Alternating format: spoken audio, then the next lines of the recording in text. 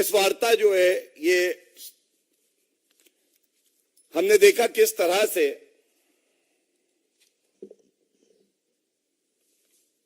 पत्रकारिता का चोगा ओढ़कर भारत विरोधी गतिविधियों में लिप्त और वो भी ऐसे देश से आर्थिक सहायता ले रहे हैं जो परस्पर भारत का विरोध करता आया है, चीन से। न्यूज क्लिक अपने आप को एक पत्रकारिता से जुड़ी एजेंसी वेबसाइट बताते हैं। उनके खिलाफ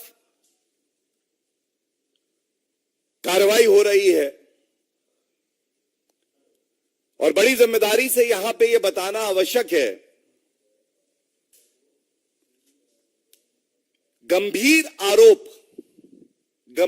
आरोप राष्ट्र सुरक्षा से जुड़े हुए जो आरोप है वो लगाए जा रहे हैं। ये पूछा जाना चाहिए कि क्या पत्रकारिता का मुखौटा पहनकर अंदर आपकी सूरत इतनी घिनौनी होगी कि वो देश के खिलाफ काम करेगी, और जब जांच एजेंसी अपना काम करेंगी तो आप कहेंगे कि ये पत्रकारिता करने से रोका जा रहा है। और दुख की बात तो ये है कि जब न्यूज क्लिक पे कार्रवाई होती है तो जो पत्रकार है कुछ चीन से जो वित्त पोषित पत्रकार हैं और नेता हैं, उनको बड़ा दर्द होने लगता है। इसमें जो ईमानदार पत्रकारिता को बदनाम करते हैं ऐसे पत्रकार और घमंडिया के कुछ नेता निर्वस्त्र हुए हैं।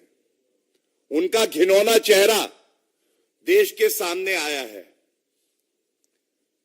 अगर सबूत हैं, अगर आरोप गंभीर हैं, तो क्यों नहीं जांच एजेंसी अपना काम करेंगे?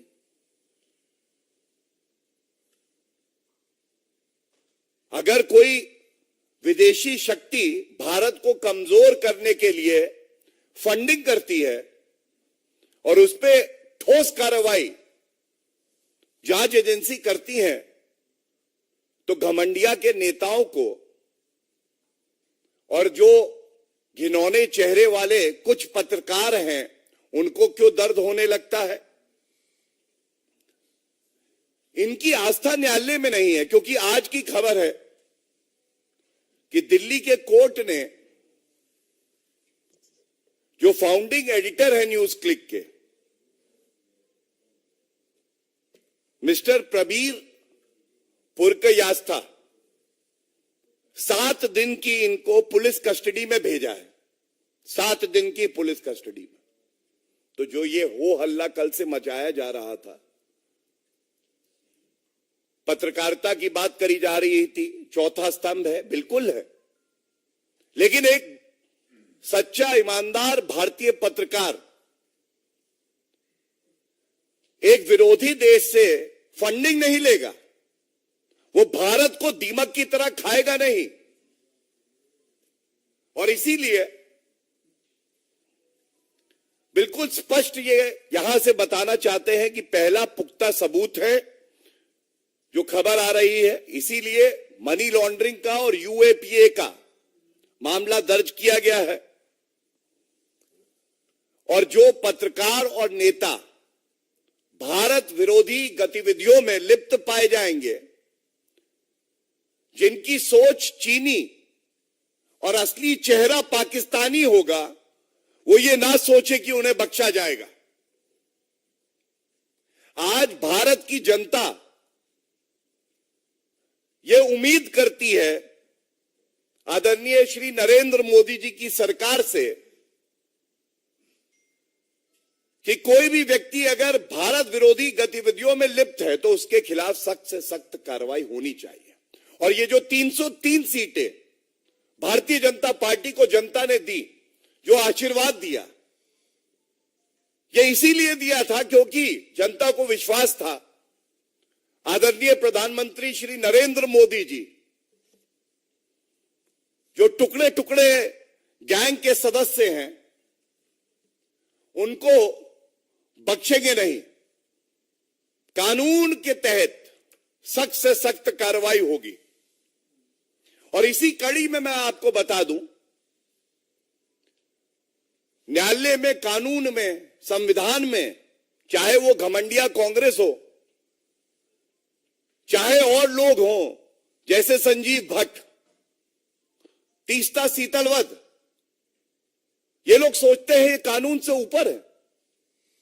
मैं बताना चाहूंगा कि सर्वोच्च न्यायालय का अभी फैसला आया, संजीव भट्ट बेबुनियाद आरोप सरकार पे लगाते हैं, उनकी 3 याचिकाओं को खारिज किया गया और 3 लाख रुपए की कॉस्ट लगाई गई।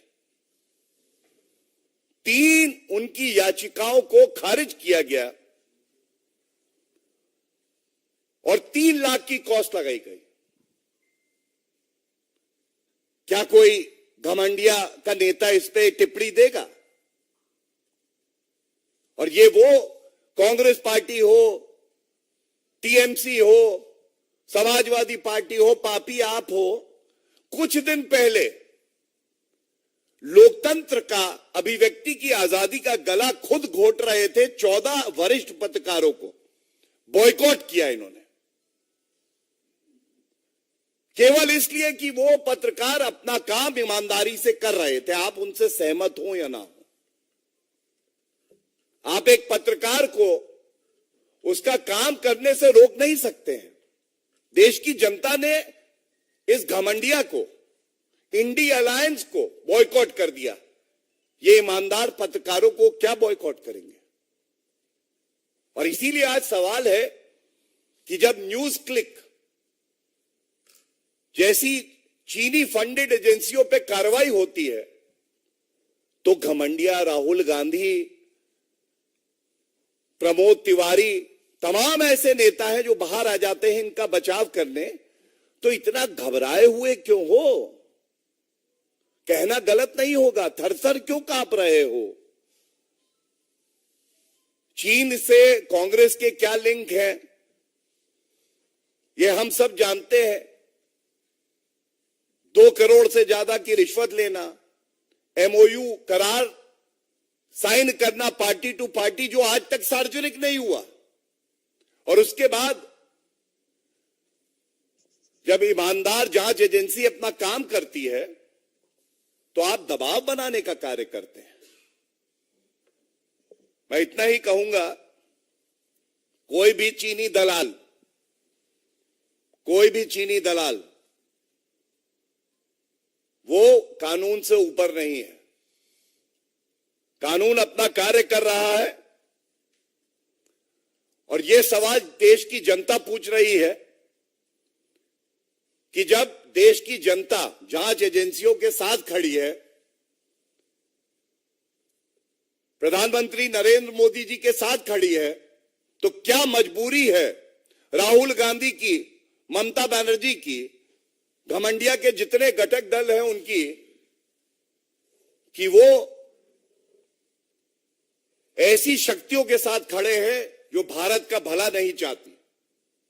इन सब से निपटा जाएगा, कानून के तहत निपटा जाएगा और किसी को बख्शा नहीं जाएगा। ये बात बिल्कुल स्पष्ट इस मंच से हम लोग करना चाहते हैं। धन्यवाद। कोई प्रश्न किसी का? एक मिनट, पहले फर्स्ट प्रेस कॉन्फ्रेंस पे ले लेते हैं और उसके बाद सेकंड वाले। सही है। प्रज्ञा, प्लीज।